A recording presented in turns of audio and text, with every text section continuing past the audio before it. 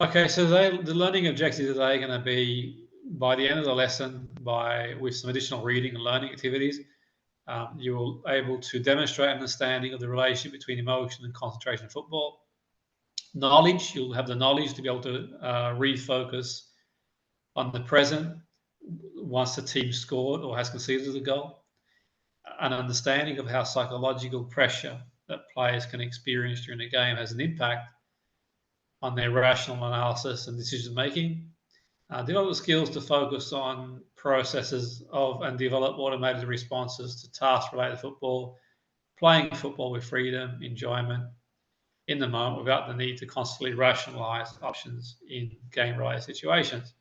So just take a moment now just to reflect a little bit, on your own, or if you're with your colleagues as well, like what you want to achieve from today's session, what you're hoping to learn, and what you anticipate you might find more difficult. We'll come back to that shortly. But I want to use an analogy to begin with before we sort of come back to that. And the analogy, I want to think of the game of football as like 90 minutes plus injury time. And think of it like a multiple choice exam. You constantly have to decide these options. Every moment you've got to decide an option decision. And there's many variables that can impact your decision making, which we'll go into more detail as we go along. So we're going to explore the pace of the game. In certain situations during a football game, the pace of the game requires the football to formulate their force within a few milliseconds.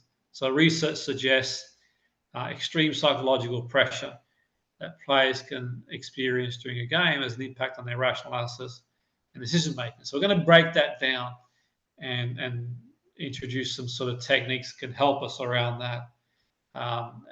It's like it's work in progress, but take a moment to go back to here and just reflect on what I said earlier before in terms of what you want to take away from today, what you want to learn from today, and also importantly how that's going to apply to your game as well. So we're going to sort of keep it interactive.